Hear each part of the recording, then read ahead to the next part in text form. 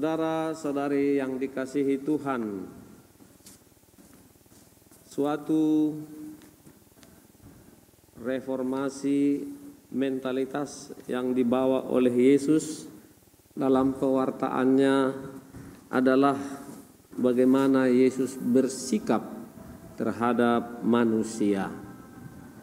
Bagi Yesus, semua orang berharga, semua orang berarti. Semua manusia memiliki nilai, baik orang tua, remaja, maupun anak-anak. Semua dicintai dan diperhatikan oleh Yesus. Bukan hanya orang-orang terpelajar, orang-orang sederhana pun yang tidak berpendidikan, bahkan dari antara para muridnya dipilihnya menjadi para rasul.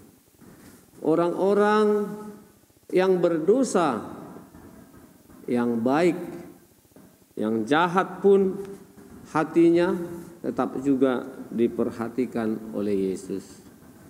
Karena itulah tujuannya, supaya jangan ada satu pun manusia ini tidak selamat, tapi semua bisa kembali ke pangkuan Bapa. Dan itulah rencana agung dari kehadiran Yesus ke dunia, supaya semua mengalami keselamatan.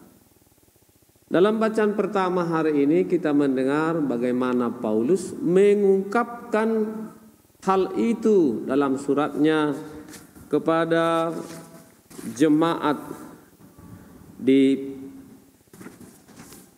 Filipi tadi. Bagaimana Paulus menggambarkan betapa berharga umat yang telah dilayaninya, betapa berharga mereka yang telah menerima kabar gembira. Bahkan dikatakan tadi secara mungkin terlalu ya, aku rela terkutuk, ya, rela terkutuk supaya semua orang selamat. Paulus menekankan betapa manusia berharga melebihi apapun. Walaupun di zaman ini kita melihat banyak orang yang mementingkan sesuatu, barang mungkin melebihi manusia. Ada suami yang lebih mengasihi anjingnya daripada istrinya. Anjingnya bisa tidur di tempat tidur, istrinya nggak bisa.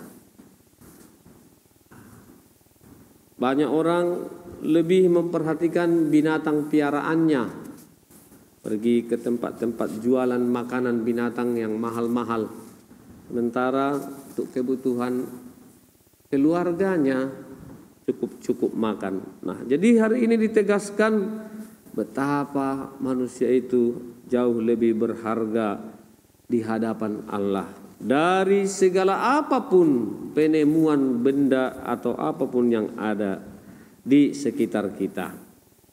Dalam Injil hari ini, saudara-saudari terkasih, ditegaskan juga betapa berharganya orang sakit busung air yang sudah sekian lama menahan rasa sakit. Dia berdiri di depan Yesus. Yesus tidak mengusir, Yesus tidak juga memanggil. Tetapi lewat diri orang yang sakit busung lapar, busung air ini, Yesus mau menampakkan siapa dirinya di hadapan orang-orang Farisi dan ahli-ahli Taurat. Bahwa Yesus tidak mau sama seperti mereka yang formal, yang mementingkan gengsi, yang mementingkan aturan, pakaian, cara makan, cara duduk, melihat juga waktu secara mendetail. Yesus mau membongkar itu. Apakah semuanya itu tidak baik? Baik juga.